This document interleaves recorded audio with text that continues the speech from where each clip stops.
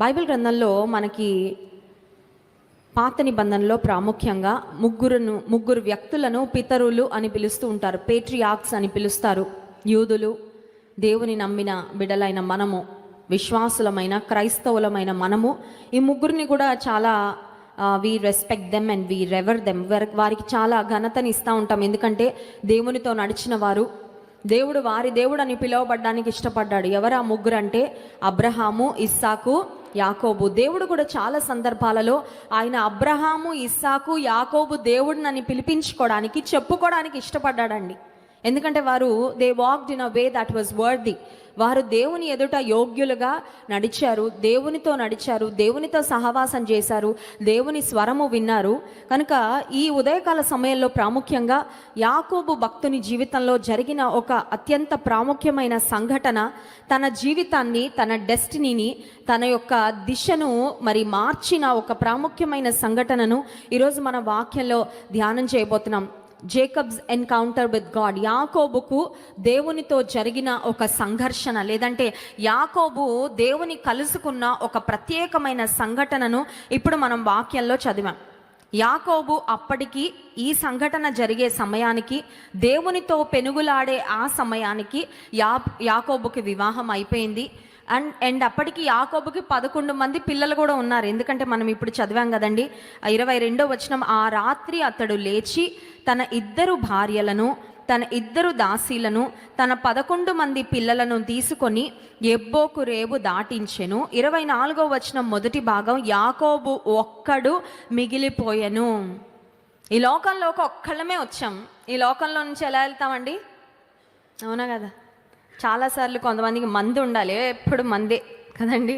ఎప్పుడు ఒక గుంపు, వాళ్ళకి ఏదో ఇబ్బందిగా ఉంటుంది. చుట్టూ జనాలు లేకపోతే మాట్లాడడానికి ఎవరో ఒకరు ఉండాలి. ఆ తర్వాత ఆనందాన్ని పంచుకోవాలన్నా, దుఃఖాన్ని పంచుకోవాలన్నా ఎప్పుడు ఎవరో ఒకరు ఉంటే బాగుండు, ఎవరో ఒకరు నా తోడు ఉండాలని భారతీయులు ప్రాముఖ్యంగా ఎవరో ఒకరు తోడు తీసుకొని వెళ్తూ ఉంటారు కదా. ప్రతి స్థలానికి వెళ్ళినప్పుడు నేను జాబ్ వచ్చినప్పుడు, నేను మొదటిసారిగా యుఎస్ వెళ్ళినప్పుడు మాకు ముందు కొన్ని మాటలు చెప్పారు.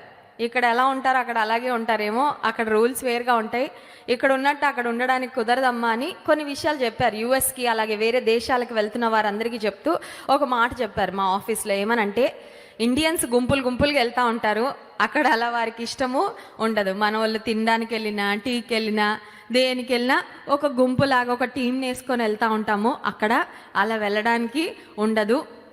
కాబట్టి ఇక్కడున్న అలవాటు అక్కడ మీరు ఫాలో అవ్వడానికి వీలు లేదు.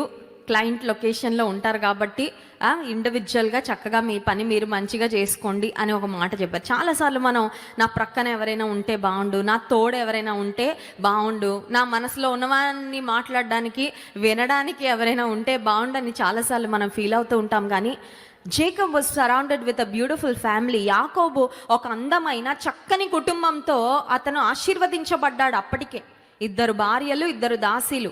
అతనికి లేయా, రాహేలు, బిల్హా, జిల్పా 4 ఉన్నారండి. And he had 11 children. 11 మంది పిల్లలు ఉన్నారు.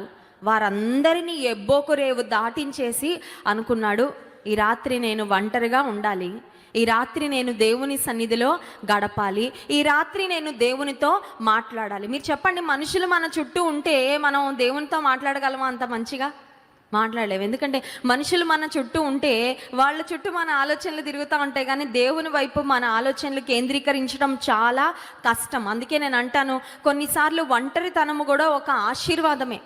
నీ జీవితంలో maybe you are feeling lonely at this moment. బహుశా నువ్వు అనుకున్నావేమో, నా ఫ్యామిలీ మెంబర్స్ నా ప్రక్కన ఎవ్వరు లేరండి, నా స్నేహితులు ఎవరు లేరండి, నన్ను అలా అతుక్కొని ఫెవికాల్ లాగా నాతోనే తిరిగేవారు ఎవ్వరు లేరండి అని బాధపడుతున్నావేమో. But let me tell you, దేవుడు నీకు ఇచ్చిన ఒంటరితనము దేవునితో నువ్వు సమయం గడపడానికి, దేవునితో మాట్లాడడానికి, దేవుని సన్నిధిలో స్వపరీక్ష చేసుకోవడానికి, దేవునికి దగ్గరగా అవ్వడానికి నీ ఒంటరితనము నీకు చాలా ఉపకరిస్తుంది అని గుర్తుపెట్టుకో. ఒకవేళ ఒంటరిగా లేకపోయినా కొన్నిసార్లు అందరినీ పంపించేసి అందరి నుండి ఫ్రీ అయిపోయి యేసుక్రీస్తు ప్రభు కూడా ఈ లోకంలో జీవిస్తున్న కాలంలో బహుజన సమూహములు గుంపులు అంట ఆయన ఎక్కడికి వెళ్ళినా. కానీ కొన్నిసార్లు మనం వాక్యాలు గమనిస్తే వారందరినీ విడిచిపెట్టి వారందరినీ తప్పించుకొని ఆయన ఏకాంతన కొండకు వెళ్ళి ఆయన ప్రార్థన చేయడానికి ఒలివల కొండకు వెళ్ళాడు అనే మాట మనం చూస్తాం. ఎందుకు అంటే ఆయన తండ్రితో మాట్లాడాలంటే, ప్రార్థన చేసుకోవాలంటే he wanted to be lonely. ఇప్పుడు యాకోబు కూడా తన జీవితంలో తనకున్న కుటుంబాన్ని, భార్యను, పిల్లలను అందరూ ఉన్నారు కరెక్టే, కానీ నేను దేవునితో మాట్లాడాలి, I need some loan time, ఒంటరిగా నాకు కొంచెం సమయము కావాలి, కాబట్టి మీరందరూ ఎబ్బోకు రేవు దాటి వెళ్ళండి అని వారిని దాటించాడు. దేవునితో మాట్లాడడానికి తాను సమయం తీసుకున్నాడు. ఒంటరిగా ఉండడానికి ఒక చక్కని నిర్ణయము యాకోబు తన జీవితంలో తీసుకున్నాడు. ఎందుకంటే ఆ రోజు యాకోబుకు ఒక పట్టుదల వచ్చింది. ఏంటా పట్టుదల అంటే, దేవుని ఆశీర్వాదము నేను అడగాలి, దేవుని ఆశీర్వాదము నేను పొందాలి, ఖచ్చితంగా పొందాలి, అడుగుతాను పొందుతాను అనే ఒక పట్టుదలతో యాకోబు తన జీవితంలో తన ఫ్యామిలీ మెంబర్స్ అందరినీ పంపించి ఒంటరిగా దేవునితో సమయము గడిపాడు. నీ జీవితంలో కూడా ఒంటరిగా నీవు దేవునితో సమయం గడుపుతున్నావా? Are you spending time with God all alone? ఒకవేళ గృహిణులుగా ఉంటే భర్త ఉద్యోగానికి వెళ్ళిపోయిన తర్వాత, పిల్లలు స్కూల్కో కాలేజెస్కో ఉద్యోగాలకో వెళ్ళిపోయిన తర్వాత సమయం దొరుకుతుందండి. ఒంటరి సమయాన్ని వ్యర్థపరచకూడదు. ఎందుకంటే ఒంటరిగా నీవు ఉన్నప్పుడు నీ దేవునితో హృదయం తెరిచి చక్కగా మాట్లాడుకోవచ్చు. కొన్నిసార్లు హృదయం భారంగా ఉంటుంది. మనుషులు మన ప్రక్కన ఉంటే బహుశా మన హృదయాన్ని సరిగ్గా కుమ్మరించుకోలేమేమో. ఒక రూమ్ చూసుకొని ఇంట్లో, లేకపోతే మేడపైకి వెళ్ళి ఎవ్వరు లేని స్థలము, లేదంటే ఏ విధమైన డిస్టర్బెన్స్ లేని స్థలంలో నీ ఒంటరిగా వెళ్ళి దేవునితో నువ్వు మాట్లాడగలిగితే, దేవునితో నీ హృదయంలో ఉన్నవి చెప్పుకోగలిగితే నీ భారాన్ని దేవుడు దించుతారు. నీ హృదయ వాంఛలను దేవుడు ఖచ్చితంగా తీరుస్తాడు. సో ప్రతి విశ్వాసికి ఖచ్చితంగా దేవునితో ఒక వ్యక్తిగతమైన కనెక్షన్ ఉండాలి. You need a personal connection with God and you also need a personal conversation with God. దేవునితో నడిచే ప్రతి ఒక్కరికి మ్యాండేటరీ ఏంటంటే, ఖచ్చితంగా ఉండవలసింది ఏంటంటే దేవునితో వ్యక్తిగతమైన సంబంధం మొదటిది. రెండవది దేవునితో వ్యక్తిగతమైన సంభాషణ. అందుకనే ఫ్యామిలీ ప్రేయర్ ఇంపార్టెంట్, సంఘంలో అందరం కలిసి చేసే ప్రార్థన ఇంపార్టెంట్, ఫ్యామిలీ ప్రేయర్ కుటుంబంగా మనం చేసే ప్రార్థన ఇంపార్టెంట్. అంత మాత్రమే కాదు, వ్యక్తిగతంగా మనం ఏకాంతంగా దేవునితో చేసే ప్రార్థన కూడా చాలా చాలా ప్రాముఖ్యము. దాని విలువను కూడా మనం ఏమాత్రం తక్కువగా చూడడానికి వీలు లేదు. కనుక యాకోబు జీవితంలో మొట్టమొదటి అంశం ఏంటంటే, యాకోబు ఒంటరితనాన్ని కోరుకొని తనకున్న కుటుంబము, తనకున్న బాధ్యతలు అన్నిటిని ఒక్కసారి ప్రక్కకి పెట్టి, నేను దేవునితో సమయం గడపాలి, రాత్రంతా నేను దేవునితో మాట్లాడాలి, దేవుని ఆశీర్వాదాన్ని నేను కోరుకోవాలి, దేవుని ఆశీర్వాదాన్ని పొందుకోవాలి అనే ఒక చక్కని నిర్ణయాన్ని తన జీవితంలో తీసుకున్నాడు. Godly choices, godly decisions leads to greater blessing. ఆధ్యాత్మికంగా నీవు తీసుకునే మంచి నిర్ణయాలు నీ జీవితంలో గొప్ప ఆశీర్వాదాన్ని ఖచ్చితంగా తీసుకొస్తాయి. హల్లెలూయా. ఆధ్యాత్మికమైన నిర్ణయాలు ఏంటి? ఆధ్యాత్మికమైన నిర్ణయాలు ఇవాళ పొద్దునే ఏం టిఫిన్ తినాలి అది కాదండి ఆధ్యాత్మికమైన నిర్ణయం. లేకపోతే సెలవు రోజు వస్తే ఎక్కడికి వెళ్ళి టైంపాస్ చేయాలి అది కాదు ఆధ్యాత్మికమైన నిర్ణయం. ఎలాంటి సెల్ ఫోన్ కొనుక్కోవాలి, ఏది బాగా పనిచేస్తుంది, ఫోటోలు దేనిలో బాగా వస్తాయి, అది కాదు ఆధ్యాత్మికమైన నిర్ణయాలు. ఆధ్యాత్మిక నిర్ణయాలంటే నిన్ను దేవునికి దగ్గరగా తీసుకువెళ్ళే నిర్ణయాలు, నిన్ను దైవ చిత్తములో స్థిరపరిచే నిర్ణయాలు, మంచి నిర్ణయాలు నిన్ను ఆధ్యాత్మికంగా చాలా ఉన్నతమైన స్థితిలో, స్థానంలో నిలబెడతాయి. సో యాకోబు జీవితంలో మనం నేర్చుకునే మొట్టమొదటి అంశం ఏంటంటే, ఒక మంచి నిర్ణయం తీసుకున్నాడు. He made a godly decision to spend time with God all alone all through the night. ఆ రాత్రంతా దేవునితో ఒంటరిగా సమయము గడపాలని యాకోబు ఒక మంచి నిర్ణయాన్ని తీసుకున్నాడు. అయితే యాకోబు ఒక మంచి నిర్ణయాన్ని తీసుకుంటున్న ఆ సమయంలో యాకోబు దేవునితో ఒక మ్యాటర్ సెటిల్ చేసుకోవాల్సి వచ్చిందండి. యాకోబు దేవునితో ఒక మ్యాటర్ సెటిల్ చేసుకోవాల్సి వచ్చింది. ఆదికాండం 32వ అధ్యాయము 6వ వచనం చదువుదామా? యాకోబు ఆదికాండము 32వ అధ్యాయము 6వ వచనం. ఆ దూతలు యాకోబునొద్దకు తిరిగి వచ్చి, మేము నీ సహోదరుడైన ఏశావునొద్దకు వెళ్ళితిమి, అతడు 400 మందితో నిన్ను ఎదుర్కొన వచ్చుచున్నాడని చెప్పగా, యాకోబు మిక్కిలి భయపడి తొందరపడి ఏశావు ఒక గుంపు మీదకి వచ్చి దాన్ని హతము చేసిన ఎడల మిగిలిన గుంపు తప్పించుకొని పోవుననుకొని తనతోనున్న జనులను, మందలను, పశువులను, ఒంటెలను 2 గుంపులుగా విభాగించెను. ఇప్పుడు యాకోబుకి ఒక సమాచారం వచ్చిందండి. He got a message. ఏంటా మెసేజ్ అంటే, తన సహోదరుడు తన దగ్గరికి రాబోతున్నాడు. ఇప్పుడు అన్నను లాస్ట్గా యాకోబు ఎప్పుడు కలుసుకున్నాడంటే, అన్న యొక్క జ్యేష్ఠత్వాన్ని మోసం చేసి తండ్రి యొక్క ఆశీర్వాదాన్ని మోసపూరితంగా సంపాదించుకొని తన ప్రాణాన్ని కాపాడుకోవడానికి తన తల్లి సహోదరుడైన లాబాన్ ఇంటికి పారిపోయి వచ్చేసాడు. ఇప్పుడు చాలా సంవత్సరాలు గడిచిపోయింది, కానీ యాకోబు మనసులో ఒక భయం ఉండిపోయింది. అదేంటంటే, ఎప్పటికైనా మా అన్నకి నేను కనబడ్డానంటే నన్ను బ్రతకనివ్వడు, ఎప్పటికైనా మా అన్న చేతికి నేను దొరికానంటే మా అన్న ఖచ్చితంగా నా మీద కక్ష సాధింపు చర్య ఏదో ఒకటి తీసుకుంటాడు. అన్న నుంచి దూరంగా అయితే వచ్చేసాడు, కానీ యాకోబు హృదయంలో ఒక మాటలో చెప్పాలంటే అపరాధ భావన, భయము వెంటాడుతూనే. పాపం చేసిన ఎవరైనా కూడా ధైర్యంగా ఉండలేరండి, ఎందుకంటే పాపం చేసినప్పుడు పట్టబడతామనే భయము ఖచ్చితంగా వెంటాడుతూ ఉంటుంది. ఒక వ్యక్తి దొంగతనం చేశాడంట. దొంగతనం చేసిన తర్వాత నడుచుకుంటూ వెళ్తున్నాడంట. అదే దారిలో పోలీస్ వ్యాన్ ఇంకొకరిని పట్టుకోవాలని ఆ దారిలో వస్తుందంట.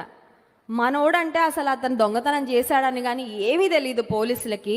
ఇంకొక దొంగని చేజ్ చేద్దామని పోలీసులు ఆధారలో వస్తే మనోడు హార్ట్ రేటు పెరిగిపోయి చాలా స్పీడ్గా వెనక్కి వెనక్కి వెనక్కి వెనక్కి చూసుకుంటూ పరిగెడుతుంటే పోలీసులకు అర్థమైపోయిందంట, మనం ఇంకొకటి కోసం చూస్తున్నాం కానీ మనకి వెతక్కుండానే మరొక దొంగ దొరికాడని వాడిని గట్టిగా పట్టుకోగానే, సార్ నేనే ఒప్పేసుకుంటానండి అని అసలు వీళ్ళు ఏమీ అడగకుండానే మొత్తం అంతా బయట పెట్టేసుకున్నాడు. కారణం ఏంటంటే అతని మనసులో భయం, చేసిన తప్పును బట్టి అపరాధ భావన వెంటాడుతుంది కాబట్టి నెమ్మదిగా ఉండలేకపోయాడు.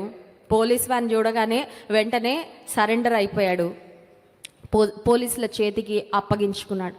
చాలాసార్లు మన జీవితంలో కూడా దేవునికి ఇష్టమైన కార్యాలు కొన్ని చేస్తూ చాలా రోజులు అయిపోయింది కదా, చాలా నెలలు అయిపోయింది కదా, చాలా సంవత్సరాలు అయిపోయింది కదా అని కొన్నిసార్లు పాత విషయాలు మనం మర్చిపోవడానికి ప్రయత్నం చేసినా ఎక్కడో అది ఉండిపోద్దండి హృదయంలో. దేవునికి అవిధేయమైన కార్యాలు కొన్ని చేసి వాటిని ఒప్పుకోకుండా, వాటి విషయంలో దేవుని సన్నిధిలో క్షమాపణ అడగకుండా కొన్నిటిని హృదయం లోపల పెట్టేసుకొని పర్వాలేదులే నా జీవితం అన్నట్లు బ్రతుకుతూ ఉంటాం. కానీ but on the inside you are restless. నీ హృదయం లోపల నీకు తెలుసు నీకు నెమ్మది లేదని, నీకు సమాధానము లేదని, నీవు చేసిన ఆ తప్పు, ఆ అపరాధము, ఆ పాపము నిన్ను వెంటాడుతూనే ఉంటుంది. ఆ గిల్టీ కాన్షియస్ చూడండి, ఆలోచించగానే అయ్యో నేను తప్పు చేశానే అనే అపరాధ భావన ఖచ్చితంగా నీ మనసులో ఉంటుంది. ఇప్పుడు యాకోబు జీవితంలో కూడా సహోదరుడు తనని కలుసుకోవడానికి రాబోతున్నాడు 400 మందితో అనగానే యాకోబుకు ఒక విషయం అర్థమైంది. ఏమనంటే, మా అన్నతో నేను మ్యాటర్ సెటిల్ ఇంతవరకు తప్పించుకొని తిరిగాను, కానీ but the time has come for me to settle the matters.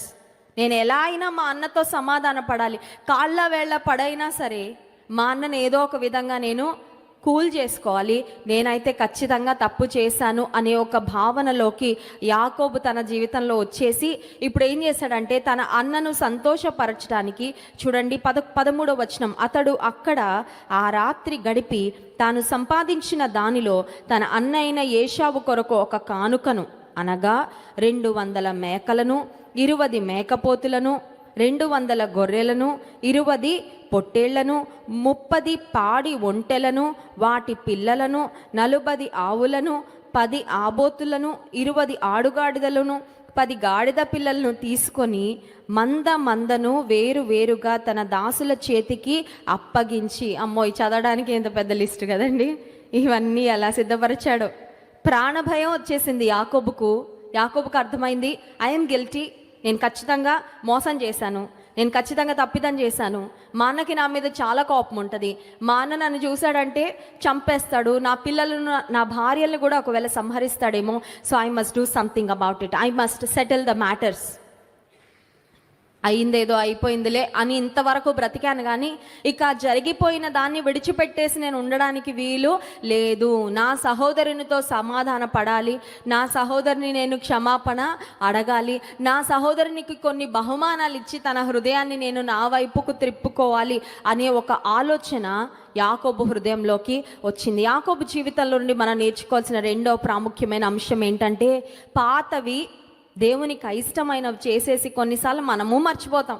మనం అనుకుంటాము నేను మర్చిపోయాను కాబట్టి వాట్ ఎవర్ ఇస్ ఫర్గాటెన్, మర్చిపోయినవి ఇంకా పాత లిస్ట్లోకి వెళ్ళిపోయాయి కదా అని చాలాసార్లు కొన్ని విషయాలను గురించి దేవుని సన్నిధిలో ఒప్పుకోకుండా, కొన్ని మ్యాటర్స్ దేవుని సన్నిధిలో సెటిల్ చేసుకోకుండా అలా విడిచిపెట్టేస్తా ఉంటాం. కానీ దేవుని వాక్యం సెలవిస్తుంది, మన పాపములను మనము ఒప్పుకొనిన ఎడల ఆయన నమ్మదగిన వాడును నీతిమంతుడును గనుక మన పాపములను క్షమించి సమస్త దుర్నీతి నుండి మనలను కడిగి పవిత్రపరచు. నువ్వు ఏది దేవునికి అవిధేయంగా, దేవునికి విరోధంగా చేసినా ఖచ్చితంగా దేవుని సన్నిధిలో ఒప్పుకుంటే ఆయన క్షమిస్తాడు, కృప చూపిస్తాడు, తిరిగి నీ జీవితంలో ఆశీర్వాదాన్ని అనుగ్రహిస్తాడు. ఇప్పుడు యాకోబుకు తన సహోదరుడు 400 మందితో తన్ని ఎదుర్కొనడానికి రాబోతున్నాడు అనే మాట తెలిసినప్పుడు యాకోబుకు అర్థమైంది ఏమనంటే, నా సహోదరుని కన్విన్స్ చేయడానికి నేను ఎన్ని గిఫ్ట్స్ అన్నా ప్రిపేర్ చేయొచ్చు, నేను ఎంతైనా నా సైడ్ నుంచి నా ప్రయత్నం చేయొచ్చు, కానీ నా సహోదరుని యొక్క హృదయాన్ని అయితే మార్చగలిగింది దేవుడే.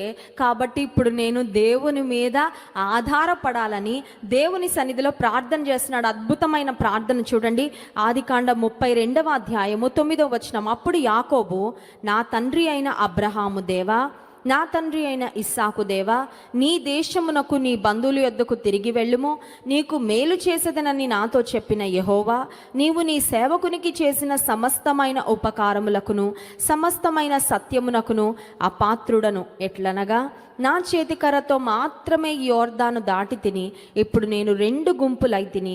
నా సహోదరుడైన ఏశావు చేతి నుండి దయచేసి నన్ను తప్పించుము, అతడు వచ్చి పిల్లలతో తల్లిని నన్ను చంపునేమో అని అతనికి భయపడుచున్నాను. The most honest and transparent and truthful prayers, అత్యంత యథార్థమైన బలీయమైన ప్రార్థనలు ఎప్పుడు వస్తాయంటే ఒక మనిషిలో నుండి ప్రాణ భయం వచ్చినప్పుడు వస్తాయి, అవునా కదా?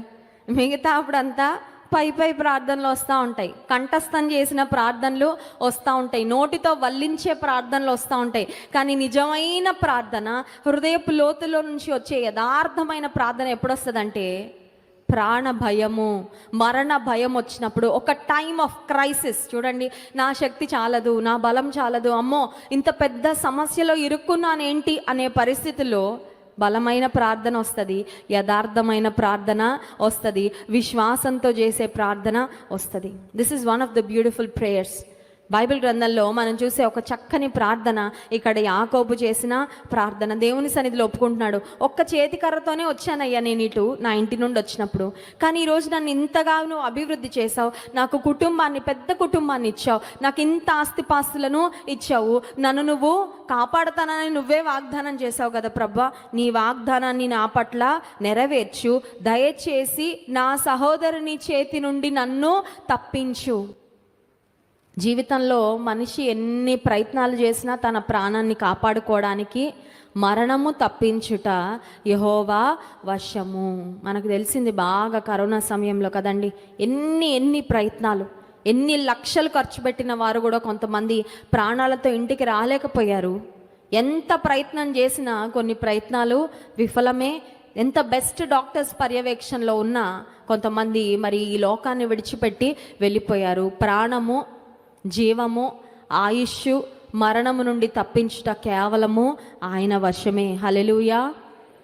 యాకోబు దేవుని మీద ఆధారపడుతున్నాడండి. మూడవ అంశం ఏంటంటే, యాకోబు అంతవరకు తన శక్తి మీద, బలం మీద, తెలివితేటల మీద, సామర్థ్యం మీద ఆధారపడ్డాడేమో. When it was time of crisis, ఒక ఇబ్బందికరమైన ఇరుకులో యాకోబు ఉన్నప్పుడు దేవుని వైపు చూసి మొరపెడుతున్నాడు, నా సహోదరుని చేతి నుండి నన్ను రక్షించయ్యా, నా సహోదరుని యొక్క మనసు మార్చయ్యా అనే ఒక చక్కని ప్రార్థన.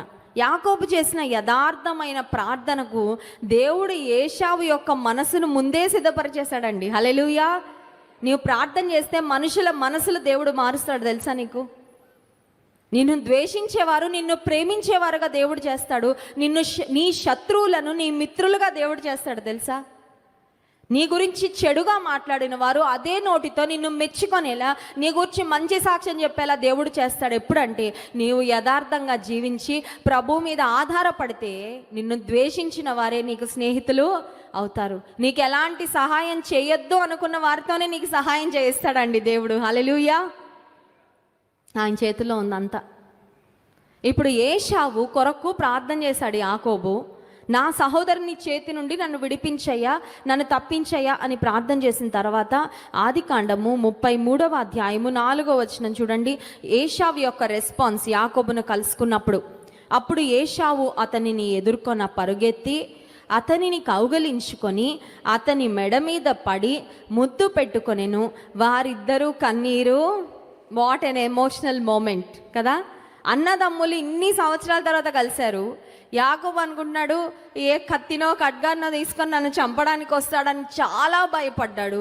కానీ దేవుడు కంప్లీట్గా ఆ సినారియోని మొత్తానికి దేవుడు మార్చేశాడండి. సహోదరునికి యాకోబుని చూడగానే ప్రేమ పొంగి, he was not angry anymore. He doesn't hate his brother anymore. సహోదరుని మీద ద్వేషము లేదు, సహోదరుని మీద కోపం లేదు. నా జ్యేష్ఠత్వాన్ని మోసపూరితంగా తీసేసుకున్నాడు, నన్ను మోసం చేశాడు నా తమ్ముడు అనే కోపం లేదు ఏశావులో. ఏశావు యాకోబును చూడగానే ప్రేమిస్తున్నాడు, యాకోబును చూడగానే హత్తుకున్నాడు, ముద్దు పెట్టుకున్నాడు. వారిద్దరి మధ్యలో చక్కని ప్రేమను, అనురాగాన్ని మనం చూస్తున్నాం. ఇది కేవలము దేవుడు చేసిన కార్యము మాత్రమే. హల్లెలూయా. నీ అత్తగారు నిన్ను ద్వేషిస్తుందా? ఆమెను మార్చడానికి నువ్వేం చేయక్కర్లే, ఒక్క ప్రార్థనే. నిన్ను కూతురు కంటే ఎక్కువగా ప్రేమించేటట్లు దేవుడే మనసు మారుస్తాడు. హల్లెలూయా. నీ భార్య, నీ భర్త నిన్ను ద్వేషిస్తున్నారా? నీ తోబుట్టువులు నిన్ను ద్వేషిస్తున్నారా? నీ బాస్ అన్యాయంగా నిన్ను చెడుగా మాట్లాడుతున్నాడా? నిన్ను ఇబ్బంది పెడుతున్నాడా? నీ కోడలు మిమ్మల్ని బాధ పెడుతుందా?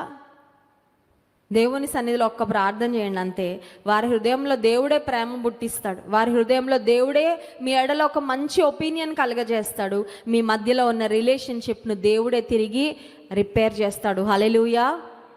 జీవితాలను మార్చడంలో, పరిస్థితులను మార్చడంలో మన దేవునికి సాటి అయిన వారు ఎవ్వరూ లేరు. సో యాకోబు జీవితంలో జరిగిన 4వ సంఘటన, దేవుని సన్నిధిలో యాకోబు చేసిన ఇంకొక చక్కని ప్రార్థన చూడండి. ఆదికాండము 32వ అధ్యాయము 24వ వచనం. యాకోబు ఒకడు మిగిలిపోయెను, ఒక నరుడు తెల్లవారు వరకు అతనితో పెనుగులాడెను. తాను అతని గెలవకుండుట చూచి తొడగూటి మీద అతన్ని కొట్టెను. అప్పుడతడు ఆయనతో పెనుగులాడుట వలన యాకోబు తొడగూడు వసిలెను. ఆయన తెల్లవారుచున్నది గనుక నన్ను పోనిమ్మనగా అతడు, నీవు నన్ను ఆశీర్వదించితేనే గాని నిన్ను పోనీయను అనెను.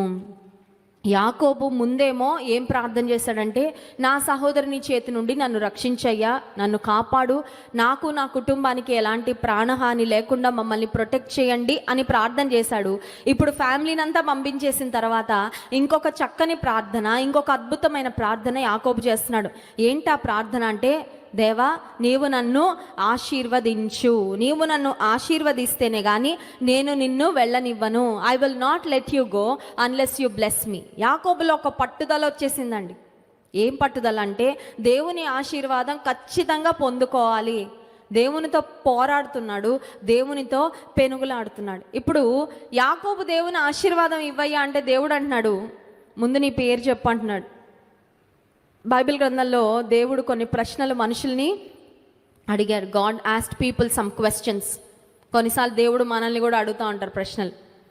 దేవుడు పేతురును ఒక ప్రశ్న అడిగాడు. ఏమనంటే, సీమోను నీవు నన్ను ప్రేమిస్తున్నావా? Do you love me Peter? పేతురు నీవు నన్ను ప్రేమిస్తున్నావా అంటే పేతురు అన్నాడు, అవునయ్యా నేను నిన్ను ప్రేమిస్తున్నాను. అనగానే యేసయ్య అన్నారు, వెళ్ళి నీవు నా గొర్రెలను మేపు అని చెప్పారు.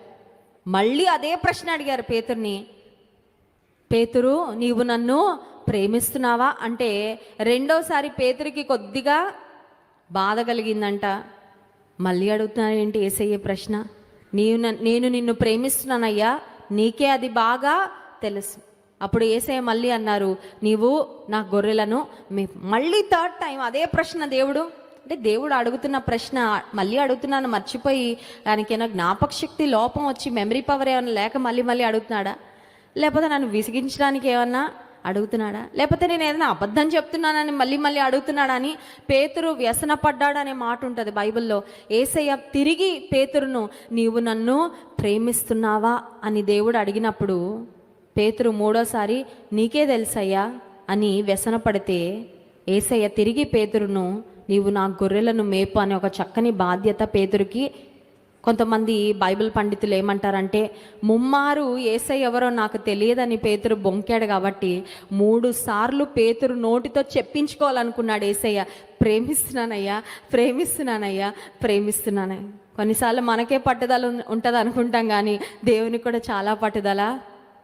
కొన్నిసార్లు తొందరపాటుతోనో విసుగుతోనో నువ్వంటే నాకు ఇష్టం లేదు అన్నాం అనుకోండి, పిల్లల్ని వాళ్ళు ఊరుకుంటారండి, మళ్ళీ వస్తారు. మళ్ళీ అమ్మతో లేదు నాకు నువ్వంటే చాలా ఇష్టం అని చెప్పించుకునేదాకా వదిలిపెట్టరు. ఎందుకంటే వాళ్ళు ఆ మాటని యాక్సెప్ట్ చేయలేరు, తీసుకోలేరు. పేతురు ముమ్మారు యేసయ్యను ఎరుగనని బొంకాడు, కానీ యేసయ్య ముమ్మారు తిరిగి అదే ప్రశ్న అడిగి పేతురు హృదయంలో నిజంగా ఆ ప్రేమ ఉందా లేదా అని దేవాతి దేవుడు పరీక్షించాడు. ఇప్పుడు ఇక్కడ యాకోబును దేవుడు ఒక ప్రశ్న అడుగుతుంది. ఆశీర్వాదం ఇమ్మంటే ప్రశ్న అడుగుతున్నావు ఏంటయ్యా అంటే, నువ్వు ముందు ఆన్సర్ చేయాలి, నువ్వు సరిగ్గా జవాబు చెప్తేనే నీకు ఆశీర్వాదము. కొన్నిసార్లు దేవుడు కూడా మనల్ని ప్రశ్నిస్తూ ఉంటాడండి. దేవుడు కూడా మనల్ని ప్రశ్నిస్తూ ఉంటాడు. నీవు నన్ను ప్రేమిస్తున్నావా, నీవు నన్ను వెంబడిస్తున్నావా, నీవు నా స్వరమును వింటున్నావా. కొన్నిసార్లు ఇన్ని వేల మంది ఇక్కడ మందిరంలో కూర్చున్న దైవజనులు ఇక్కడ నుండి అందిస్తున్న వాక్యంలో ఒక మాట సూటిగా వెళ్ళిపోద్ది గుండెలోకి. అది మనకు అర్థమవుతుంది, ఈ మాట నా కొరకే అని మనకు అర్థమవుతుందండి. కొన్నిసార్లు దేవుడు చాలా స్ట్రెయిట్గా దేవుడు మాట్లాడుతూ ఉంటాడు. ఇప్పుడు యాకోబును దేవుడు ఒక ప్రశ్న అడిగారు. యాకోబును దేవుడు అడిగిన ప్రశ్న ఏంటంటే చూడండి, 29వ వచనం. అప్పుడు యాకోబు, నీ పేరు దయచేసి తెలుపుమనెను. అందుకు ఆయన, నీవు ఎందు నిమిత్తము నా పేరు అడిగితివని చెప్పి, ఆ ముందు చూడండి 27వ వచనం. ఆయన నీ పేరేమని అడుగగా అతడు యాకోబు అని చెప్పెను. నన్ను బ్లెస్ చేయ దేవా, నన్ను ఆశీర్వదించు అని యాకోబు అడుగుతుంటే దేవుడు అంటున్నాడు, ముందు నీ పేరు ఏమని చెప్తావో దాన్ని బట్టి నీ ఆశీర్వాదం ఆధారపడి. యాకోబుకి మరి తల్లి ఎందుకు పెట్టింది ఆ పేరు? మోసగాడు అని పేరు పెట్టింది. నిజంగానే మోసగాడిగా. 2 బ్లెస్డ్ చిల్డ్రన్. బైబిల్ గ్రంథంలో మనం చూస్తే 27వ వచనం ఆదికాండంలో ఇస్సాకు రిబ్కాలు పిల్లల కొరకు వారు ఎదురు చూస్తున్న సమయం అది. అప్పుడు ఇస్సాకు తన భార్య అయిన రిబ్కా కొరకు ప్రార్థన చేశాడు. చూడండి ఆ మాటలు, ఆదికాండం 27వ అధ్యాయము 25వ అధ్యాయం, దయచేసి క్షమించండి, ఆదికాండము 25వ అధ్యాయము 21వ వచనం. ఇస్సాకు భార్య గొడ్రాలు గనుక అతడు ఆమె విషయమై యెహోవాను వేడుకొనెను. యెహోవా అతని ప్రార్థన వినెను గనుక అతని భార్య అయిన రిబ్కా గర్భవతి ఆయను. ఆమె గర్భములో శిశువులు ఒకనితో ఒకడు పెనుగులాడిరి గనుక ఆమె ఇలాగైతే నేను బ్రతుకుట ఎందుకని అనుకొని ఈ విషయమై యెహోవాను అడుగ వెళ్ళెను. అప్పుడు యెహోవా ఆమెతో ఇట్లా, నేను 2 జనములు నీ గర్భంలో కలవు, 2 జనపదములు నీ కడుపులో నుండి ప్రత్యేకముగా వచ్చును. ఒక జనపదము కంటే ఒక జనపదము బలిష్టమై ఉండును, పెద్దవాడు చిన్నవానికి దాసుడగును అనెను. ఇస్సాకు రిబ్కాలు గర్భఫలం కొరకు కనిపెడుతూ ఉన్నారు. రిబ్కా చాలా బాధపడుతుంది, చాలా ఎదురు చూస్తుంది. అప్పుడు రిబ్కా కొరకు ఎవరు ప్రార్థన చేశారంటే ఇస్సాకు ప్రార్థన చేశాడు. ఇస్సాకు రిబ్కా కొరకు ప్రార్థన చేసినప్పుడు రిబ్కా యొక్క గర్భాన్ని దేవుడు తెరచి ట్విన్స్ను దేవుడు అనుగ్రహించాడు. 2 శ్రేష్టమైన కుమారులను దేవుడు అనుగ్రహించాడు. చాలాసార్లు కుటుంబాలలో గర్భఫలము కొరకు కనిపెడుతూ ఉన్నప్పుడు భార్యాభర్తలు ఇద్దరు కలిసి ప్రార్థన చేయరండి. భర్త అంటాడు, నువ్వు వెళ్ళి ప్రార్థన చేసుకోలే, దేవుడు తెరుస్తాడులే గర్భము, దేవుడు చేస్తాడులే మేలు, దేవుడు ఇస్తాడులే బిడ్డలని. కానీ ఇక్కడ మనం గమనిస్తే కుటుంబంగా వారు దేవుని సన్నిధిలో ప్రార్థన చేశారు. ఇస్సాకు రిబ్కా కొరకు ప్రార్థన చేసినప్పుడు ఇస్సాకు యొక్క ప్రార్థనను రిబ్కా పక్షంగా దేవుడు అంగీకరించి నెరవేర్చినట్లుగా మనం వాక్యంలో చూస్తున్నాం. భార్య భర్త కొరకే కాదు ప్రార్థన చేయాల్సింది, భర్త కూడా భార్య కొరకు ప్రార్థన నీకు తెలుసా, నీ కుటుంబంలో నీ కుటుంబీకుల యొక్క ప్రార్థన నీకు ఆశీర్వాదము, క్షేమం ఇస్తుందని. ఇక్కడ 31st నైట్ వాచ్ నైట్ సర్వీస్లో అందరు వాగ్దానాలు తీసుకుంటారు, అందరు ప్రార్థన చేయించుకుంటారు దైవజనులతో. అందరు వెళ్ళిపోయాక నేను కూడా వెయిట్ చేసి ఆఖరిలో మోకరించి జాన్ వెస్లీ గారితో ప్రార్థన చేయించుకుంటాను. ఎందుకో తెలుసా, ఇస్సాకు ప్రార్థన రిబ్కా పక్షంగా దేవుడు అంగీకరించాడు. నువ్వు కూడా అడగాలి, నీ భర్తను నా కొరకు ప్రార్థన చేయండి. భార్య కాదు భర్త కొరకు చేయాల్సింది, భర్త కూడా భార్య కొరకు చేయాలా. పిల్లలు కూడా తల్లిదండ్రుల కొరకు ప్రార్థన చేయాలి, తల్లిదండ్రులు కూడా పిల్లల కొరకు ప్రార్థన చేయాలి. ఇస్సాకు యొక్క ప్రార్థనను దేవుడు రిబ్కా పక్షంగా అంగీకరించి వారికి 2 శ్రేష్టమైన కుమారులను అనుగ్రహించారు. సరే, వీళ్ళు కడుపులో ఉన్నప్పుడే ఫైట్ చేసుకోవడం మొదలుపెట్టారంట. కడుపులో ఉన్నప్పుడే ఫైట్ చేసుకోవడం. కొంతమంది యవనస్తురాండ్రు నాకు చెప్తా ఉంటారు, అక్క లోపల బిడ్డ పెరుగుతూ ఉన్నాడు కానీ మామూలుగా ఫైటింగ్ చేయట్లేదు అక్క, ఒక్కరు ఉంటారు కానీ లోపల చాలా తిరుగుతూ ఉంటారండి. ఆ తల్లికి చాలా ఇబ్బందిగా ఉంటుంది. ఇప్పుడు 2 ఉన్నారు, వీరు కడుపులో నుండి ఫైట్ చేసుకోవడం మొదలుపెట్టారు. ఈ తల్లికి చాలా ఇబ్బందిగా ఉంది ఈ బిడ్డలు పెరుగుతూ ఉంటే. సరే, 2 బయటకు వచ్చారు. బయటకు వచ్చిన తర్వాత కూడా ఈ సిబ్లింగ్ రైవలరీ అనేది కంటిన్యూ అయింది. అప్పుడు కూడా కడుపులో మొదలైంది అన్నదమ్ముల మధ్యలో పోరాటం. ఇప్పుడు బయటకు వచ్చాక అదే పోరాటము. అట్ ద సేమ్ టైం నేటికి మరి యాకోబు యొక్క సంతానానికి, ఏశావు యొక్క సంతానానికి నేటికి కూడా యుద్ధము కొనసాగుతూనే చూడండి. మరి ఇప్పుడు యాకోబు ఏశావులు పెరిగారు, పెద్దవారయ్యారు. ఇస్సాకు అనుకున్నాడు, నా పెద్ద కుమారుడు అంటే నాకు చాలా ప్రేమ, పెద్ద కుమారునికి నా దగ్గర ఉన్న బ్లెస్సింగ్ అంతా నేను ఇవ్వాలి అని ఇస్సాకు సిద్ధపడి ఆదికాండం 28వ అధ్యాయం 1వ వచనం, ఇస్సాకు యాకోబును పిలిపించి నీవు కనానుకు ఆదికాండం 27వ అధ్యాయము 1వ వచనం, ఆదికాండము 27వ అధ్యాయం 1వ వచనం. ఇస్సాకు వృద్ధుడై అతని కన్నులకు మంద దృష్టి కలిగినప్పుడు అతడు తన పెద్ద కుమారుడైన ఏశావుతో నా కుమారుడా అని అతని పిలువగా అతడు చిత్తము నాయన అని అతనితో అనెను. అప్పుడు ఇస్సాకు, ఇదిగో నేను వృద్ధుడను, నా మరణదినము నాకు తెలియదు, కాబట్టి నీవు దయచేసి నీ ఆయుధములైన నీ అంబుల పొదిని నీ విల్లును తీసుకొని అడవికి పోయి నా కొరకు వేటాడి మాంసము తెమ్ము, నేను చావక మునుపు నిన్ను నేను ఆశీర్వదించినట్లు నాకిష్టమైన రుచిగల భోజ్యములను సిద్ధపరిచి నేను తినుటకై నా యొద్దకు తెమ్మని ఇస్సాకు తనకిష్టమైన ఫేవరెట్ సన్ ఏశావుతో మాట్లాడుతుంటే ఈ మాటలన్నీ దగ్గరుండి రిబ్కా వినింది. రిబ్కాకు ఫేవరెట్ సన్ ఏమో యాకోబు, ఇస్సాకుకు ఫేవరెట్ సన్ ఏమో ఏశావు.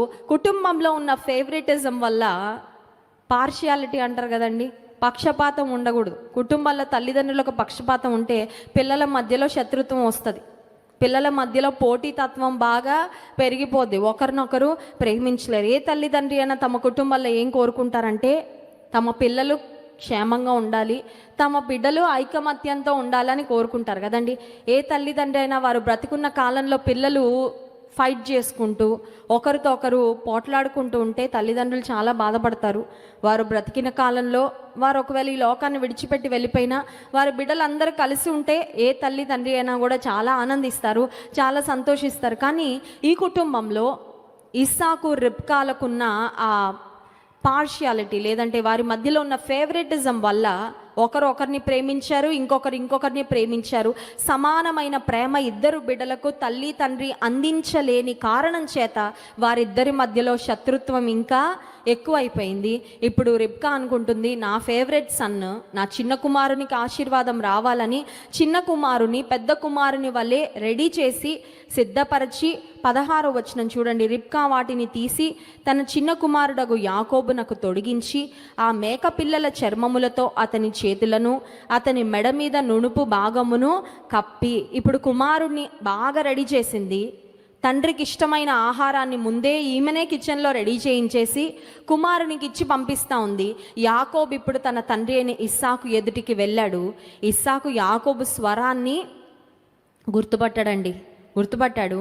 కానీ అనుకుంటున్నాడు, మేబీ నేను వృద్ధాప్యంలో ఉన్నాను కదా, ముసలివాడిని అయిపోయాను, నాకు చెవులు సరిగా వినిపించట్లేదేమో, నేనే కన్ఫ్యూజ్ అవుతున్నానేమో, బాబు కొంచెం దగ్గరికి రాయ్యా, I want to touch you, నిన్న ఒకసారి నీ చేతులు నీ ముఖం ఇవన్నీ ఒకసారి పట్టుకొని చూస్తానని పట్టుకుంటే తల్లి ముందుగానే కుమారుడిని చక్కగా ఫ్యాన్సీ డ్రెస్ కాంపిటీషన్ లాగా రెడీ చేసి పంపించింది కదా. పాపం తండ్రి అలా ముట్టుకున్నాడు, పెద్ద కుమారునిలాగే ఉన్నాడు. స్వరమేమో చిన్న కుమారుని స్వరము, కానీ ఆకారము పరిస్థితులు అయితే పెద్ద కుమారునిలాగే ఉన్నాడు అని చెప్పి యాకోబు తన హృదయంలో ఉన్న ఆశీర్వాదాలు ఏవైతే ఉన్నాయో మొత్తం కూడా తీసి యాకోబుకి ఇస్సాకు ఇచ్చేసి మొత్తం బ్లెస్సింగ్ ఇచ్చేశాడు. బ్లెస్సింగ్ అంతా యాకోబు పొందుకున్న తర్వాత అప్పుడు ఏషా వచ్చాడు. కష్టపడి వేటాడిన మాంసాన్ని కూరని సిద్ధపరచుకొని తండ్రి దగ్గరకు వస్తే చాలా ఏడుస్తాడండి ఇస్సాకు. అయ్యో, నిన్ను నేను ఆశీర్వదిద్దాం అనుకున్నాను, ఒక్క ఆశీర్వాదం కూడా నా దగ్గర మిగల్లేదు, ఉన్న ఆశీర్వాదాలు మొత్తం నేను యాకోబుకి ఇచ్చేశాను అని ఇస్సాకు చెప్పినట్లుగా వాక్యంలో చూస్తున్నాం. దేవుడు యాకోబు పేరు ఎందుకు అడిగాడు? యాకోబు, దేవా నన్ను దీవించు, నన్ను ఆశీర్వదించు అని అడిగినప్పుడు యాకోబు నీ పేరేంటో చెప్పు అని దేవుడు ఎందుకు అన్నాడంటే, యాకోబుకి పేరు మార్చి చెప్పడము అలవాటైపోయింది. యాకోబు తండ్రి దగ్గర పేరు మార్చి చెప్పాడు. ఇప్పుడు పరలోకపు తండ్రి అంటున్నాడు, నా ముందన్న నువ్వు సరిగ్గా చెప్తావా? నీ ఉన్నది ఉన్నట్లు నీ పేరు చెప్పుకుంటావా, లేకపోతే ఇప్పుడు కూడా ఏషావనే చెప్తావా? మీ సొంత తండ్రిని అయితే నువ్వు మోసగించగలిగావు, కానీ ఇప్పుడు మళ్ళీ ఏషావంటే మాత్రం ఖచ్చితంగా యాకోబుకి ఆశీర్వాదం వచ్చుండేది కాదు.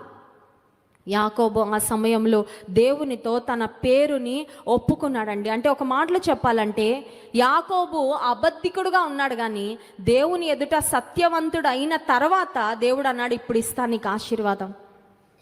చాలాసార్లు అబద్ధాలు ఆడేస్తూ ఎక్కడ ఏ మాట చెప్పాలో ఆ మాట చెప్పేస్తూ ఎక్కడికక్కడ మనుషులని మభ్యపెట్టేస్తూ చాలాసార్లు మనం అనుకుంటా ఉంటాం, అందరినీ నేను చాలా బాగా ఇంప్రెస్ చేసేసాను, అబద్ధాలు చెప్పేసి లేనిది ఉన్నట్లు మాట్లాడి ఉన్నదానికంటే ఎక్కువ పొగిడేసి ఏదేదో చేసేసాను. I have been untruthful but I'm impressing everybody around him. నేను అసత్యాన్ని మాట్లాడుతున్నా, అబద్ధాలు చెప్తున్నాను, కానీ అందరిని ఎంత బాగా ఇంప్రెస్ చేసేస్తున్నాను, అందరు నా బుట్టలో ఎంత బాగా పడిపోతున్నారు, నేను అనుకున్నవన్నీ ఎంత బాగా నెరవేర్చేస్తున్నాను. నాకున్న తెలివితేటలు, నాకున్న జ్ఞానము, నాకున్న చాకచక్యం, నాకున్న మాటగారితనం ఇంకెవ్వరికి లేదని కొంతమంది కాలర్ ఎగరేసుకొని తిరుగుతూ ఉంటారండి.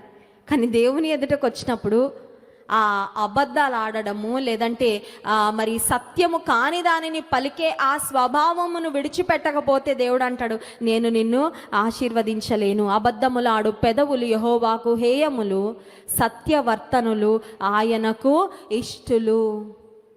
మన పెదాలను కూడా మనం ప్రతిష్ఠించుకోవాలి. ఏమని తెలుసా? ప్రభా, ఏ అబద్ధము, ఏ అసత్యము నా నోట రాకుండా నా పెదవులకు నువ్వు కాపు పెట్టయ్యా. ఎప్పుడైనా చేసామా ప్రార్థన? కొంతమందికి అబద్ధాలు ఆడడం అలవాటండి, అలవాటు. ప్రతిరోజు ఎన్ని అబద్ధాలు మాట్లాడతారో వాళ్ళకే తెలియదు. ఎంత బాగా మాట్లాడతారంటే డౌట్ కూడా ఎవరికి రాదు, అంత కాన్ఫిడెంట్గా మాట్లాడతారు, కాన్ఫిడెంట్గా అబద్ధం. కానీ అబద్ధానికి ఉన్న ఒక టెండెన్సీ ఏంటంటే అబద్ధానికి కాళ్ళు ఉండవంట, కాళ్ళు మనం పెట్టాలంట. ఎందుకంటే ఒక అబద్ధం ఆడాక వాళ్ళు ఇంకో ప్రశ్న అడిగారు అనుకో, బ్రెయిన్ బాగా పనిచేయాలి, లేకపోతే దొరికిపోతారు, అంతే కదా. అబద్ధం ఆడగానే వాళ్ళు ఇంకొక క్రాస్ క్వశ్చనింగ్ చేశారంటే, సిబిఐ లాగా ఎదురుగా కూర్చొని 2 ప్రశ్నలు అడిగారంటే టక్కని దొరికేస్తాను, నీ బ్రెయిన్ షార్ప్గా లేకపోతే. చాలాసార్లు మరి అబద్ధాలు ఆడేస్తూ అసత్యాన్ని పలికేస్తూ మనుషులను నమ్మిచ్చేశాను. నా మాట కరెక్ట్ అని చెల్లిపోతుంది, ఏం పర్వాలేదు, మనుషుల దృష్టిలో నేను అంతా బాగానే ఉన్నాను, నాకు మంచి పేరుంది అనుకుంటున్నావేమో. కానీ ఆ రోజు దేవుడు యాకోబుని అడిగాడు, you tell me the truth. ఇప్పుడన్నా చెప్తావా లేదా యాకోబు? ముందు నీకు ఈ పరీక్ష పెడుతున్నా, నువ్వు సత్యాన్ని పలికితే, నీవు యాకోబువి అని ఒప్పుకుంటే, యాకోబు అనే పేరుకు అర్థము మోసగాడు అని, నేను మోసగాడిని అయ్యా అని చెప్పు, అప్పుడు బ్లెస్ చేస్తా. నువ్వు మోసగాడిని అని ఒప్పుకోకపోతే నిన్ను నేను బ్లెస్ చెయ్యను అని యాకోబు దేవుని సన్నిధిలో ఒప్పుకున్నాడండి. Jacob accepted that he was a liar. Jacob said that his name was Jacob. నా పేరు యాకోబు అని చెప్పుకోవడానికి దేవుని ముందు సిగ్గుపడలేదు. ఆ తర్వాత దేవుడు యాకోబును ఆశీర్వదించాడు. ఇంకొక ప్రాముఖ్యమైన మాట, దేవుడు యాకోబును ఆశీర్వదించక ముందు యాకోబు పేరు దేవుడు అడిగాడు. అంత మాత్రమే కాదు, యాకోబును దేవుడు నాకు ఆశీర్వాదం ఇవ్వయ్యా అంటే ముందు దేవుడు దెబ్బ కొట్టాడు. ఇది చాలా ఆశ్చర్యంగా ఉంటుంది. ఆశీర్వాదం అంటే ఎలా ఉంటుందండి? అది తీసుకోగానే చాలా ఆనందం, సెలబ్రేట్ చేసుకోవాలనిపిస్తుంది. దేవుడు బ్లెస్ చేయగానే సెలబ్రేట్ చేసుకోవాలి, అందరికీ అనౌన్స్ చేయాలి, అందరికీ ఫోన్లు చేసి చెప్పుకోవాలి, ఇంత బ్లెస్సింగ్ వచ్చిందండి, ఇంత జాబ్ వచ్చిందండి, ఇంత సంబంధం కుదిరిందండి, లేకపోతే ఇంత మంచి ఇల్లు కట్టుకున్నామండి, ఇంత పెద్ద లోన్ శాంక్షన్ అయిందండి, అదైందండి, ఇదైందండి అని ఆశీర్వాదం అనగానే మనం అనుకుంటాం it's a time of celebration, it's a time of joy, rejoicing అని మనం అనుకుంటాం. కానీ యాకోబుకు ఆశీర్వాదం రాకముందు దెబ్బపడిందండి. Before God blesses someone he breaks them. దేవుడు ఎవరినైనా ఆశీర్వదించక ముందు దేవుడు ఏం చేస్తాడంటే విరగొడతాడు. యాకోబు జీవితంలో కూడా అదే జరిగింది. చూడండి, ఆదికాండము 32వ అధ్యాయము 24వ వచనం. యాకోబు ఒక్కడు మిగిలిపోయెను, ఒక నరుడు తెల్లవారు వరకు అతనితో పెనుగులాడెను. తాను అతని గెలవకుండుట చూచి తొడగూటి మీద అతనిని కొట్టెను. అప్పుడతడు ఆయనతో పెనుగులాడుట వలన యాకోబు తొడగూడు వసిలెను. 32వ వచనం. అందుచేత ఆయన యాకోబు తొడగూటి మీది తుంటి నరము కొట్టినందున నేటి వరకు ఇశ్రాయేలీలు తొడగూటి మీదనున్న తుంటి నరమును తినరు. అప్పుడు యాకోబును దేవుడు కొట్టాక స్ట్రైట్గా నడవలేకపోతున్నాడండి. ఓ మాటలు చెప్పాలంటే ఒక లేమ్ పర్సన్ లాగా స్ట్రైట్గా స్పీడ్గా నడవలేకపోతున్నాడు. అప్పటి వరకు చాలా స్పీడ్గా, చాలా కాన్ఫిడెంట్గా అన్నని మోసం చేసేసి చక్కగా భార్యలను సంపాదించేసుకొని పిల్లలు కలిగి మంచి సంపదను, ఆస్తిపాస్తులను, లాభాలను మోసం చేసి నేనే పెద్ద హీరోని అనుకొని బ్రతికిన యాకోబు లైఫ్లో ఒక బ్రేక్ పాయింట్ వచ్చింది. దేవుడు యాకోబును విరగ్గొట్టిన తర్వాత యాకోబు క్యారెక్టర్ స్ట్రైట్ అయిపోయిందండి. హల్లెలూయా. దేవుడు మనల్ని ఆశీర్వదించాలంటే ముందు మన అంతరంగాన్ని దేవుడు తిన్నగా చేస్తాడు. కొన్నిసార్లు అంతరంగం తిన్నగా చేయబడాలంటే బయటకు మనకు ఒక తన్నాలి, కొట్టాలి మనల్ని. దేవుడు మనల్ని శిక్షించకపోతే, కొన్నిసార్లు గద్దించకపోతే మనం దేవుని మార్గంలోకి మనం అనుకుంటాం నన్ను మించిన వాళ్ళు ఎవ్వరూ లేరు, నేను ఎలా అయినా బ్రతికేయగలను, నేను ఎలా అనుకుంటే అలా జరిగిపోతుందని అప్పటి వరకు తిరిగాడు యాకోబు తన జీవితంలో. దేవునితో పెనుగులాడుతున్న ఆ సమయంలో ఆశీర్వాదం పొందడానికి మునుపు యాకోబు దేవుని చేతిలో విరుగగొట్టబడ్డాడు. ప్రేమైన దేవుని బిడ్డలారా, ఒకటి గుర్తించాలి, if there is no breaking in your life then there is no blessing. దేవుని చేతిలో విరుగగొట్టబడే అనుభవము నీ జీవితంలో లేకపోతే నీ జీవితంలో ఆశీర్వాదము ఉండదు. నేనండి కొంతమందికి బాగా ఎక్కువ ఉంటుంది. అందుకని వారిని ఏమంటారంటే ఐ స్పెషలిస్ట్ అంటారు. ఏం స్పెషలిస్ట్ అండి? ఐ స్పెషలిస్ట్ అంటే కాదు, ఆప్థమాలజిస్ట్ కాదు. ఐ స్పెషలిస్ట్ అంటే అహం బాగా ఎక్కువ, నేను, నా ఇష్టము, నా ఆలోచనలు, నా ఉద్దేశాలు, నేనే, అంతే. ఎవరిని పట్టించుకోరు, ఎవరిని లెక్క చేయరు. గర్వంతో నా తలాంతులు, నా జ్ఞానము, నాకున్న మాటకారితనము, నాకున్న సామర్థ్యము, నాకున్న ఫ్యామిలీ బ్యాక్గ్రౌండ్, నేను నేను నేను అనుకుంటా ఉన్నావే, ఆ నేను విరిగిపోతే అప్పుడు వస్తుంది ఆశీర్వాదం. హల్లెలూయా. నేను కాదు, క్రీస్తే. ఇక నువ్వు జీవించువాడను నేను కాదు, క్రీస్తే నా యందు జీవించుచున్నాడు అనే అనుభవం వచ్చాక then the real blessing will start flowing in your life. అప్పుడు నిజమైన ఆశీర్వాదము నీ జీవితంలో ప్రవహించటము ప్రారంభము అవుతుంది. దేవుడు యాకోబును విరగొట్టిన తర్వాత గొప్ప ఆశీర్వాదం ఇచ్చాడండి. ఏం గొప్ప ఆశీర్వాదం అంటే, యాకోబు అడగకుండానే యాకోబు పేరుని దేవుడు మార్చేశాడు. హల్లెలూయా. దేవుడు కొంతమంది పేర్లు మార్చాడు బైబిల్ గ్రంథంలో. అబ్రాము పేరుని దేవుడు అబ్రహాము అని మార్చాడు. శారయి అనే పేరును దేవుడు శారా అని మార్చాడు. ఇక్కడ యాకోబు అడగట్లేదు దేవుని, కానీ దేవుడు అంటున్నాడు, నీ పేరు బాలేదు, నీ బ్రతుకు బాలేదు, నీ బ్రతుకు మారాలి, నీ పేరు కూడా నేను మార్చేస్తున్నాను. I'm changing your life, I'm changing your name and I'm changing your destiny forever. యాకోబు యొక్క పేరుని దేవుడు మార్చాడు. చూడండి ఆ మాట. దేవుడు యాకోబు యొక్క పేరును 28వ వచనం. అప్పుడు ఆయన, నీవు దేవునితోనూ మనుష్యులతోనూ పోరాడి గెలిచితివి గనుక ఇక మీదట నీ పేరు ఇశ్రాయేలే కానీ యాకోబు అనబడదని చెప్పెను. దేవుడు యాకోబు పేరు మార్చి, ఇశ్రాయేలు అన్న మాటకు అర్థం క్రిందుంది, దేవునితో పోరాడువాడు అని పేరు మార్చి, బ్రతుకును మార్చి, మోసపూరితమైన జీవితాన్ని మార్చి దేవుడు ఆశీర్వదించిన తర్వాత ఆశీర్వాదం ఎంత గొప్పగా ఉందంటే, నేటికి ప్రపంచ మ్యాప్లో ప్రపంచ పటంలో ఇశ్రాయేలు అనే పేరు ఉంది. దేవుడు అంత బ్లెస్ చేశాడండి. హల్లెలూయా. ఒక దేశానికి యాకోబు పేరు పెట్టుకున్నారంటే యాకోబుని దేవుడు ఎంత బ్లెస్ చేశాడు. ప్రస్తుతానికి ఇజ్రాయెల్లో భయంకరమైన వార్ జరుగుతుంది. మనం అందరం ప్రార్థన చేయాలి. ఇజ్రాయేలు యొక్క క్షేమము కొరకు, యెరూషలేము యొక్క క్షేమము కొరకు మనందరము ప్రార్థన. చాలా పెద్ద వార్ అవుతుంది, మీరందరూ వార్తల్లో చూస్తూనే ఉండుంటారు. అయితే ఇజ్రాయెల్ దేశానికి ఉన్న ప్రత్యేకత ఏంటంటే, ఇజ్రాయెల్ దేశంలో చీమ చిటుక్కుమన్న ప్రపంచం అంతటికి తెలుస్తుంది. అది ప్రపంచ దేశాలలో ఇజ్రాయెల్ దేశానికి దేవుడిచ్చిన విలువ అంత గొప్పదండి. ఇశ్రాయేల్ అనే దేశానికి ఆ పేరు పెట్టడానికి దేవుడు సహాయం చేశారంటే ఆ రోజు యాకోబు పెనుగులాడి దేవుని సన్నిధానంలో ఆశీర్వాదాన్ని పొందాడు. పేరు కరెక్ట్గా చెప్పకపోయింటే ఆశీర్వాదం వచ్చిండేది కాదు. విరుగొట్టబడకపోయింటే యాకోబుకి ఆశీర్వాదం వచ్చిండేది కాదు. ఆఖరికి ఒక్క మాట చెప్పి ముగిస్తాను. అసలు యాకోబు ఆశీర్వదించు దేవా అని ఎందుకు అడిగాడు అని డౌట్ వచ్చిందండి ఎప్పుడైనా? ఆల్రెడీ పెళ్ళవని వాళ్ళకి ఆశీర్వాదం అంటే ఏంటి? పెళ్ళవడం. పిల్లలు లేని వాళ్ళకి ఆశీర్వాదం ఏంటి? బిడ్డలు కలగడం. సంపద, ఆస్తిపాస్తులు లేని వారికి ఆశీర్వాదం ఏంటి? ఆస్తిపాస్తులు, సంపద రావడం. అవన్నీ ఉన్నాయి ఆల్రెడీ. యాకోబుకి ఆల్రెడీ అప్పటికి అన్నకే అన్ని బహుమానాలు, అంతా మరి అన్ని గిఫ్ట్స్ రెడీ చేశాడంటే you can imagine how blessed he was already physically. భౌతిక పరంగా అప్పటికే యాకోబు ఎంత ఆశీర్వదించబడ్డాడో అర్థం చేసుకో. భార్యలు ఉన్నారు, పిల్లలు ఉన్నారు, సంపద ఉంది, గొర్రెలు ఉన్నాయి, ఒంటెలు ఉన్నాయి, గాడిదలు ఉన్నాయి. He had everything. మరి ఎందుకు ఆశీర్వదించండి అయ్యా అని ఎందుకు అడిగాడంటే, ఎఫెసీ పత్రిక 1వ అధ్యాయము 3-4 వచనాలు చదువుకుందాం. చూడండి, ఎఫెసీ పత్రిక 1వ అధ్యాయము 3-4 వచనాలు అందరం కలిసి చదువుకుందాం. మన ప్రభు అయిన యేసుక్రీస్తు యొక్క తండ్రి అయిన దేవుడు స్తుతింపబడునుగాక.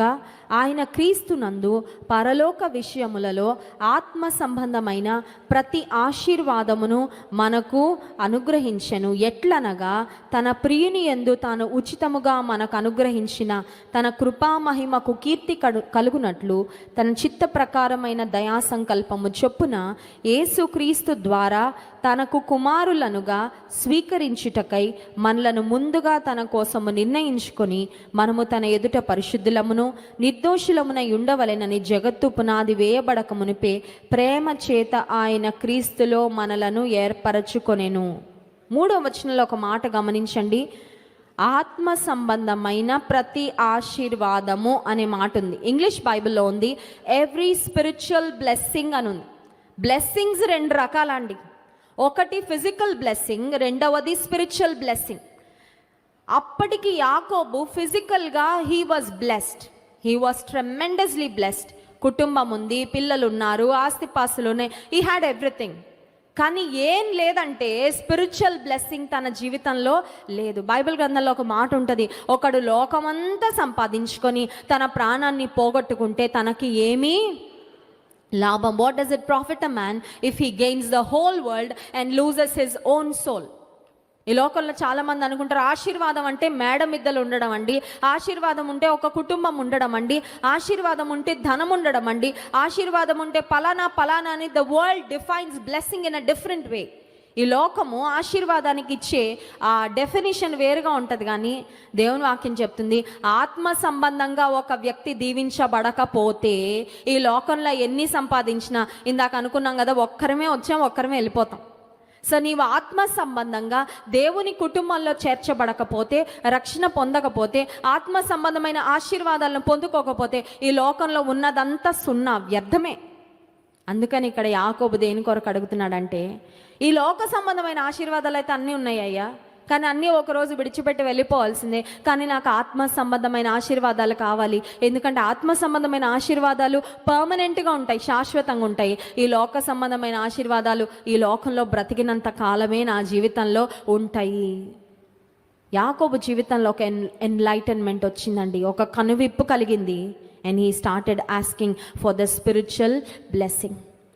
దేవుడు ఎంత గొప్ప దేవుడు అంటే, యాకోబు ఆధ్యాత్మికమైన ఆశీర్వాదాల కొరకు అడిగినప్పుడు దేవుడు నీకు ఆల్రెడీ ఇచ్చాను కదా, నీకు ఆల్రెడీ భౌతికపరమైన ఆశీర్వాదాలు ఉన్నాయి కదా, ఆధ్యాత్మికమైన ఆశీర్వాదాలకి నీవు అర్హుడవు కాదు అని దేవుడు తృణీకరించలా. ఇందాక చెప్పాను కదండి ఒక మాట, దేవుడు ముందు స్ట్రైటన్ అప్ చేసి ఆ తర్వాత బ్లెస్ చేసి, ముందు సరిచేసి, ముందు స్థిరపరిచి, అతనిలో యథార్థత ఉందా లేదా పరీక్షించి, అతని జీవితాన్ని విరగ్గొట్టి ఇప్పుడు అన్నాడు, టేక్ మై బ్లెస్సింగ్. ఇదిగో యాకోబు ఆశీర్వదిస్తున్నా, నువ్వు ఇశ్రాయేల్ అవుతున్నావు, ప్రపంచంలో నిన్ను నేను బ్లెస్ చేశానని ఎన్ని తరాల వారైనా తెలుసుకునే విధంగా నేను నిన్ను ఆశీర్వదిస్తానని యాకోబును గొప్పగా దేవుడు దీవించాడు, ఆశీర్వదించాడు. ఈ ఉదయకాల సమయంలో యాకోబు వంటి పట్టుదల మనకు కూడా ఉండాలండి. దేని కొరకు పట్టుదల అంటే, ఈ లోకపరమైన దీవెనలు పొందుకోవడానికి ఎంత పట్టుదల ఉందో దానికన్నా ఎక్కువగా ఆత్మ సంబంధమైన ఆశీర్వాదాలు నాకు, నా కుటుంబానికి దయచే ప్రభా. ఈ లోకమంతా సంపాదించుకొని రక్షణ పొందకపోతే ఏం ప్రయోజనం అయ్యా? పిల్లలకు ఉద్యోగం రావాలని తల్లిదండ్రులు ఎంత తాపత్రయపడతారు, ఎన్ని ప్రేయర్ రిక్వెస్ట్లు పెడతారో, కానీ మా పిల్లలు రక్షణ పొందాలండి అని ప్రేయర్ రిక్వెస్ట్ బెటర్ కొంతమంది అదండి. లేకపోతే ఈ లోక సంబంధంగా దేని కొరకే తాపత్రయపడినంతగా చాలాసార్లు ఆత్మ సంబంధమైన ఆశీర్వాదాల కొరకు, దీవెనల కొరకు మనం తాపత్రయపడే వారముగా ఉండము. కానీ యాకోబు జీవితం నుండి మనం నేర్చుకునే ప్రాముఖ్యమైన అంశము, ఎబ్బోకు రేవు దగ్గర యాకోబు దేవునితో పెనుగులాడాడు, నువ్వు నన్ను ఆశీర్వదిస్తేనే కానీ నేను నిన్ను విడిచిపెట్ట